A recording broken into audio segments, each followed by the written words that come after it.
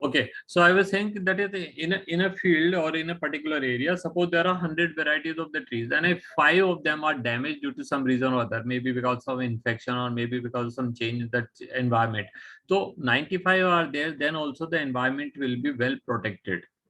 है ना? लेकिन अगर कहीं पे 5 ही वैरायटी के प्लांट हैं and 3 of them are totally eradicated, totally damaged, totally removed, totally killed, totally destroyed because some reason or other, such an ecosystem cannot sustain. Because 100 plants are there, so the plant, one particular organism which is not getting food in this particular type of plant, it will feed on to the other. It will always have an option. There are grazing animal which may not get this type of herb or grass, they will eat some other type of herb or grass. There are some arboreal animals which will not get one type of plant, they will go to the another type of plant to sustain. But if only 5 varieties are there and out of that 3 varieties are destroyed or totally damaged, then the organisms will have limited scope. If suppose all of them start to move on those remaining 2 type of plants, they will not get enough of food, there will be a lot of competition and the ecosystem will damage. So the biodiversity jitni zyada hogi, it will be leading to the stability. So that is what we want to say. So it furthers health. ठीक है, तो वो health को अच्छा बना करके रखते हैं. हेल्थ किसकी, हम हेल्थ अपनी भी बोल सकते हैं, हम हेल्थ इकोसिस्टम की भी बोल सकते हैं. ठीक है, तो इकोसिस्टम की भी हेल्थ को मैनेज करके रख रहा है और हमारी तो अल्टीमेटली कर ही रहा है. तो the more variety of landscape has more sustainability. The organic farmer therefore works to create a system where insect that are sometimes calls pest are not eradicated. उनको टोटली खत्म नहीं करना है, उनको खत्म नहीं कर देना, उनको इस संसार से मिटा नहीं देना है, बट उनका क्या है, but instead keep in the manageable level. उनके नंबर इतने कम कर दो, हाँ भाई ठीक है, ज्यादा तो वो 5% खाएंगे, 95% आपके पास बचे रहेंगे, लेकिन दो 5% के ऊपर फीड करने वाले जो इंसेक्ट है, they will be there and they in turn become food for someone else. तो ecosystem will be managed, ecosystem will be healthy. ठीक है, वहां पे जितनी स्पीशीज होंगी, ज्यादा ज्यादा नंबर ऑफ स्पीशीज होगी, तो वो इकोसिस्टम ज्यादा स्टेबल होगा. तो by complex system of check and balance within the living and vibrant ecosystem. तो हम ये नहीं चाहते हैं कि कोई पर्टिकुलर स्पीशीज हमेशा के लिए खत्म हो जाए, बल्कि हम ये चाहते हैं कि उनके नंबर इतने कम हो जाए कि वो हमारे को कम नुकसान करे और वो भी जिंदा रहे, हम भी जिंदा रहे. और हम भारत वाले हैं, हमारा तो ये धारणा ही है, हम तो ये चाहते ही हैं कि भैया वसुदेव कुटुंबकम हो, सब लोग खुश रहें, सब लोग साथ रहें, सब लोग रहें, हम किसी को नुकसान करें नहीं करें, दूसरे भी हमें नुकसान ना करें, करें तो एक लिमिट में करें. ठीक है, उतना हम बेरेबल है, हम हर आदमी मतलब इतना तो बेयर कर ही सकता है ना. तो by complex system of check and balance within the living and vibrant ecosystem. Contrary to the conventional farmer practices, which often use chemical method to kill both useful and harmful form. वो दोनों को मार रहा है. ठीक है, chemical method which kill both useful and harmful life forms indiscriminately, non-judiciously. वो वहां कोई डिफरेंशिएट ही नहीं कर पा रहा है कि भाई ये तो फायदेमंद है, इसको तो रोक दो. वो हनी बी को भी वैसे ही मार रहा है जैसे कि किसी लोकस्ट को मार रहा है. वो क्या कहते हैं, किसी वर्म को भी उसी तरह से मार रहा है जैसे तितली को मार रहा है. तो ये तो गलत चीज है ना. और ना, तितली को क्यों मारना बेचारी को, वो तो पॉलिनेशन कर रही है, वो तो प्रोडक्टिविटी में सपोर्ट कर रही है, वो तो नेचर को अच्छा बना रहे हैं, वो तो किसी फूड चेन का पार्ट है. वो तो उसको देख करके हम खुश हो जाते हैं, उसके रंग बिरंगे उसको देखते हुए, हमको देखते हुए अच्छा लगता है तितली उड़ रही है, लेकिन वो हमने कभी सोचा ही नहीं. जस्ट ले आ पेस्टिसाइड, घोल बनाया और डाल दिया. तो this is a holistic approach that seeks to the development of develop an understanding of the web of the interaction between myriads of organisms that constitute the field flora and fauna. तो ये एक हमको मान करके चलना पड़ेगा, एक understanding of the web of interaction, कि किस तरह से एक जाल बना हुआ है जहाँ पे एक दूसरे से रिलेटेड है, एक दूसरे को फायदा कर रहे हैं. ठीक है, मे भी किसी को नुकसान कर रहे होंगे इन टर्न, बट किसी न किसी का फूड भी तो बन रहे हैं. ठीक है, लेकिन आप जब पेस्टिसाइड छिड़क करके किसी को मार देते तो वो किसी का फूड नहीं है, वो खाने लायक नहीं है, उसको जो खाएगा वो भी मर जाएगा. ठीक है, आपने पेस्टिसाइड छिड़क करके मान लीजिए, या आप से for example I just simply give example, अगर आपने किसी रोडेंटिसाइड लगा करके चूहे मार दिए, चूहे पॉइजन हो गया और वो मर गया, अब उस चूहे को कोई कौवा खाएगा वो भी मर जाएगा, बिकॉज उसके अंदर तो पॉइजन ही है ना. तो आपने मतलब कितनी चीजों को नुकसान किया, आपने चूहे तो खत्म किए ही किए, आपने कौवे भी खत्म कर दिए। यही हुआ, श्राद्ध के लिए बैठते हैं, कौवे नहीं आ रहे होते, ठीक है, चीले ही नहीं दिख रही हैं, गिद्दे नहीं दिख रहे हैं, हॉकी नहीं दिख रहे हैं, कहाँ गए सब? बिकॉज हमने इतने पेस्टिसाइड यूज करे हैं, ultimately they are increase and they are reach to the top level where they cause drastic changes and their number are decreased. The organic farmer holds the view that eradication of the creature that are often described as a pest is not only possible but also undesirable. Not only possible but undesirable. उसको तो खत्म करना तो जरूरी नहीं है भाई, undesirable है, वो हमारी डिजायर ही नहीं है, हम नहीं चाहते हैं और होना भी नहीं चाहिए, क्योंकि वो किसी न किसी फूड चेन का पार्ट है। आपको पता है वो पुरानी कहानी, मैंने आपको शायद कभी बताई होगी कि वो चाइना में क्या है, नंबर ऑफ स्नेक्स बढ़ गए, बहुत हो गए, तो स्नेक बढ़ गए तो लोगों ने क्या किया, स्नेक को मारना शुरू कर दिया। ठीक है, अब स्नेक क्यों बढ़ गए, स्नेक नहीं बढ़े थे, but due to some reason और अदर, मान लीजिए उनको फूड नहीं मिला, अपने इंसेक्ट्स मार दिए सारे, तो स्नेक्स बाहर आ गए, है ना। अब वो स्नेक्स को अपने मार डालते हैं, तो इंसेक्ट नहीं मिल रहे हैं उनको, आपने पेस्टिसाइड छिड़क करके इंसेक्ट सारे मार दिए, snakes are hungry, they are not getting, now they are just roaming here and there, and by chance किसी का पैर उस पर पड़ गया, वो उन्होंने उनको डस लिया या मार दिया, जो भी है, काट लिया। या वैसे हमको काटने तक हम इंतजार ही कहाँ करते हैं, no sooner we see snake we start killing them। तो वही हुआ चाइना में, और चाइना में जो है वो रास्ते तक आवाज पहुंचे होगी कि सांप बहुत हो गए, तो वहां के फरमान जारी हो गया कि भाई ये सांप आप मार सकते हो। ठीक है, वहां पे वैसे भी किसी चीज को मारना मना नहीं है, सबको मार सकते हैं आप, किसी को भी मार के खा सकते हैं, तो उन्होंने स्नेक्स को मारना और खाना शुरू कर दिया। सो अल्टीमेटली व्हाट, रैट्स के नंबर बढ़ गए। अब जब रैट्स के नंबर बढ़ गए तो उनको कौन कंट्रोल करेगा, है ना। फिर आप रोडेंटिसाइड लाओ, आप चील को मार दो, और नहीं लाओ तो वो आपका फूड ग्रेन खा जाएंगे सारा। तो इस तरह से मतलब एक एक चीज को अगर हम निकालते हैं ना इकोसिस्टम में से, तो वो पूरा इकोसिस्टम को कोलैप्स कर सकता है। तो इसलिए ये अनडिजायरेबल है ना। तो ये सोचना हमको, for without them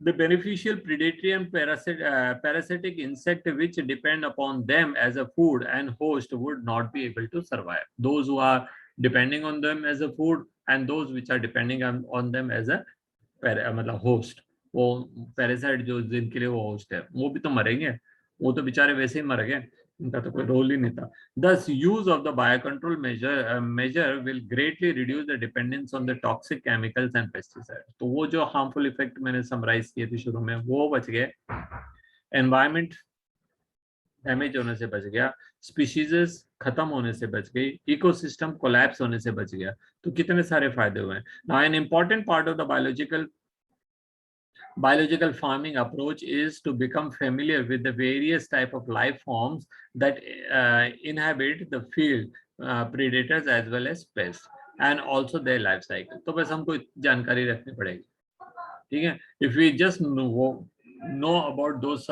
type of birds which are killing certain type of insect which are harmful for our pests, ठीक है, our field, sorry, or those particular type of insects which are harmful for, or harmful type of worms or pests, ठीक है। तो अगर आप उनके बारे में जान लेते हैं, आपको उनके नंबर बढ़ाने पड़ेंगे, बस उनको खत्म नहीं हो, उनको वो डैमेज नहीं हो। जैसे ड्रैगन फ्लाई है, अब ड्रैगन फ्लाई हमारे प्लांट्स को नहीं खाता, लेकिन ड्रैगन फ्लाई एंट्स को खा जाता है, एफिड्स को खा जाता है, तो वो उनको खाएगा जो कि पेड़ों को नुकसान कर रहे थे, और हमारे को फायदा मिल गया उससे, है ना।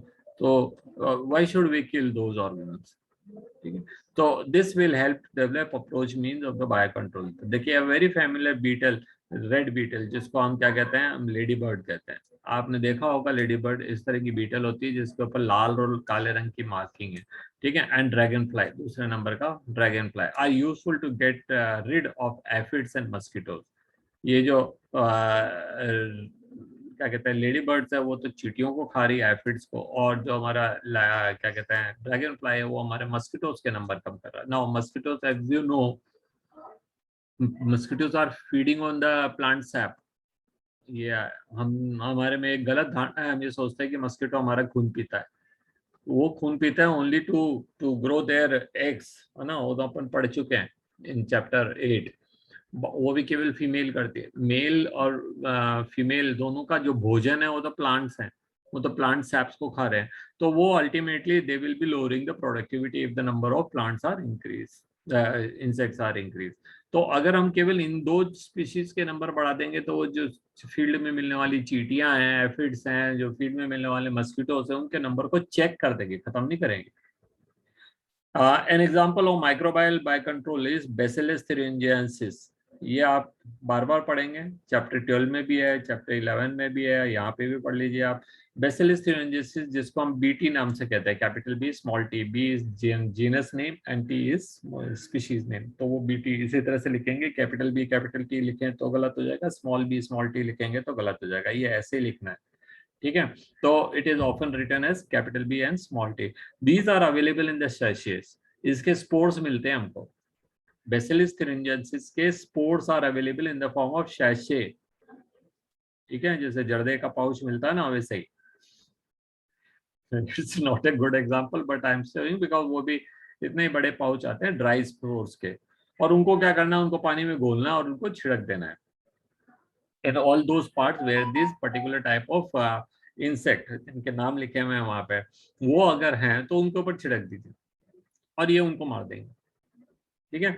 तो ये देखिए, these are available in the form of dry spores which are mixed with the water and sprayed into the vulnerable plants such as brassicas and fruit trees, ठीक है। इनको ये अटैक कर रहे हैं, इनको ऊपर आप इनको छिड़क दीजिए, तो क्या होगा, where these are eaten by the insect larvae and the bacterial diseases will kill the caterpillar. तो अब हमको क्या करना है, ये इसको ऊपर छिड़क देंगे तो ये क्या है, उनके लार्वा और कैटरपिलर को मार देंगे। कैटरपिलर जो है वो बहुत हद तक प्लांट्स खाता है और बहुत तेजी से खाता है, ठीक है, तो ये उनको मार देंगे, ठीक है। But leave the other insect unharmed. तो एक सर्टेन कैटेगरी को मार रहा है, बाकियों को कुछ नहीं कर रहा, और जिनको मार रहा है उनको भी पूरी तरह से खत्म नहीं कर रहा, उनके भी नंबर को मैनेजर लेवल पे ले आया। तो ये एक बहुत बढ़िया नोबल आइडिया है। और वो स्पोर अगर जमीन पे भी गिर गए हैं तो दे आर नॉट हार्मफुल, वो पानी में भी पहुंच गए तालाब में तो दे आर नॉट हार्मफुल। तो और क्या चाहिए, तो why should we go and buy pesticides, chemicals के form? Why not these sachets which are available for field to be sprayed, है ना? या आप छिड़क भी, ऐसे सूखा पाउडर भी छिड़क सकते हैं, पर उसके लिए आपको पत्ते पत्ते पे जाना पड़ेगा, ठीक है। The bacterial disease will be killed. अच्छा, ये तो मैंने पढ़ लिया। Now, because the development of method of the genetic engineering in the last decades or so, scientists have introduced Bacillus thuringiensis toxic gene into the plant. तो अब हमने उसका भी एक नोबल तरीका ढूंढ लिया है, जो कि हम 12वीं चैप्टर में पढ़ेंगे शायद। अभी तो हम कौन से चैप्टर में, 10th में है, तो 12th चैप्टर में हम पढ़ेंगे in the application of biotechnology. There will study. हमने क्या किया, जीन निकाल लिया उस प्लांट का। मैं आपको पहले भी बता चुका हूं जब वैक्सीन की बात कर रहे थे हम, कि हम पर्टिकुलर जीन काट के निकाल सकते हैं। तो वो जीन जो बेसिलिस thuringiensis में वो केमिकल बना रहा है जो कि इन पेस्ट को मार रहा है, वो जीन को हमने निकाल लिया, cry protein, and this gene is been introduced into the entire plant. Plant के एम्ब्रियो में जो वो सीड के फॉर्म में अवेलेबल है उसके अंदर डाल दीजिए आप, तो वो प्लांट की हर सेल में पहुंच जाएगा that gene, and it will produce that cry protein in each and every cell, and that is a toxin protein to the insect, not to us। तो वो जैसे ही इंसेक्ट उसको खाएंगे वो मर जाएंगे, चाहे उसका लार्वा खाए, प्यूपा खाए, बटरफ्लाई खाए, कैटरपिलर खाए, कोई भी खाए। खाओगे तो मरोगे, उसके ऊपर बैठे रहोगे तो कुछ नहीं होगा, और हम लोग खाएंगे तब भी नहीं मरेंगे। क्यों? क्योंकि there is a basic difference कि हमारे स्टमक में हाइड्रोक्लोरिक एसिड आता है पहले, उनके स्टमक में बेस आता है। जिनमें बेस आता है उन्हीं को नुकसान करता है, एसिड वालों को नहीं करता। तो हमारे तो एसिड आता है ना, कोई इंसान ऐसा नहीं है जिस हाइड्रोक्लोरिक एसिड नहीं आता, तो that is why we will be saved. Now such plants are resistant to attack by the insect and pest. उसके एग्जांपल में बीटी कॉटन है, फिर हमारे पास बहुत सारी variety of BT plants available, seeds available in the market. वो BT cotton हो सकते हैं, बीटी ब्रिंजॉल हो सकते हैं, बीटी टमाटोज हो सकते हैं, बीटी की बहुत सारी वैरायटीज अवेलेबल है ना। तो वो मार्केट में अवेलेबल है और उनको यूज कर लीजिए और उनमें कोई कीड़ा नहीं लगता। One such example was being cultivated in some states of our country, and which you will learn in chapter 12। Another example है ट्राइकोडर्मा, इसके बारे में भी हम चैप्टर 12 में पढ़ेंगे।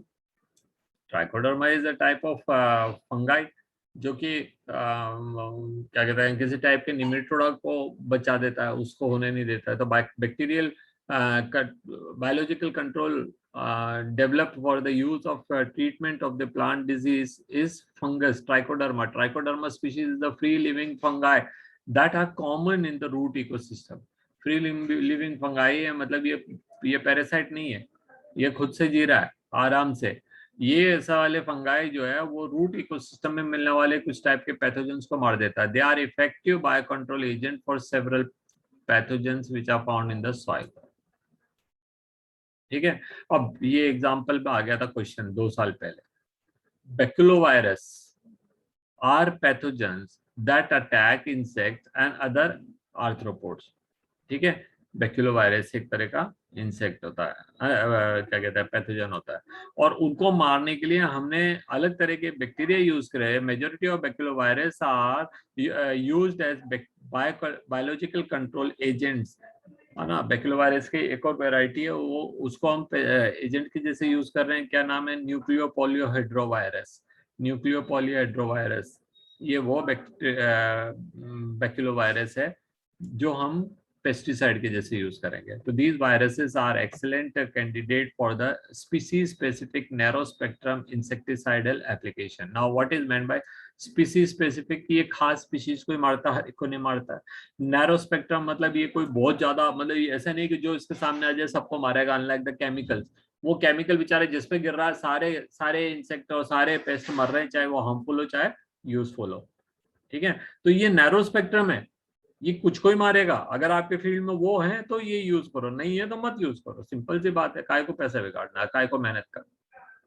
ठीक है, they have been shown to have no negative impact on to the other plants. Plants के ऊपर तो करता ही नहीं है, मैमल्स, बर्ड्स, फिश और इवन नॉन टारगेट इंसेक्ट। ये इसकी खासियत है भैया, ये किसी ऐसी चीज को नुकसान ही नहीं कर रहा है जो उसका टारगेट नहीं है। ठीक है, this is specially desirable when the beneficial insect are being conserved to aid the overall integrated pest management program. तो जहां हम चाह रहे हैं कि इंसेक्ट को बचा लें और केवल वो हार्मफुल जो है उनके नंबर को कंट्रोल कर लें, तो वहां ये हमारे लिए सबसे अच्छा आइडियल मेथड है।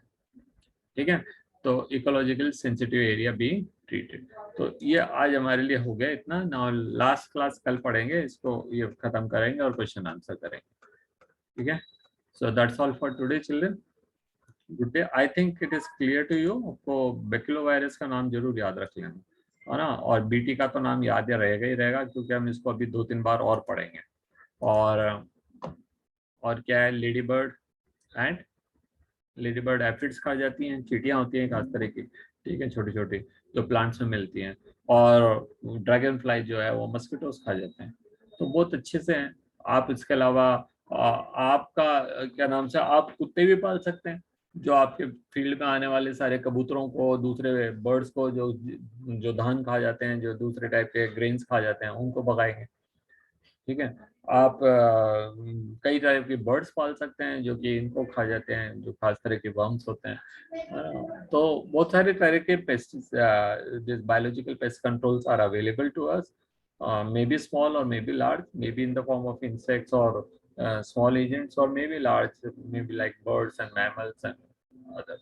ठीक है, तो क्योंकि हमारा ये चैप्टर माइक्रोब्स का है, तो हम वहाँ पे माइक्रोब्स के ऊपर ही कंसंट्रेट कर रहे हैं। We are not using birds, we are not using, हालांकि हमने यहाँ पे लेडी बर्ड्स और क्या कहते हैं, ड्रैगन फ्लाई को यूज करा, which are not insect. Anyway, biological pest control का कोई एक लाइन नहीं खींच सकते हैं कि भाई यही होंगे। कोई भी एजेंट हो सकता है जो पेस्ट को कंट्रोल कर रहा और हमारे प्लांट्स को बचा रहा। That's all for today, children, and tomorrow's class we'll study and complete this chapter. और फिर देखते हैं हम आगे क्या पढ़ सकते हैं। एंड आगे किसी टेस्ट के बारे में बताइए, कौन से चैप्टर, 5th चैप्टर का टेस्ट देने के लिए तैयार हो? यस, वरना आपने कहा था कि फर्स्ट यूनिट का लेंगे। फर्स्ट यूनिट का ले लेते हैं पहले, ठीक है। कब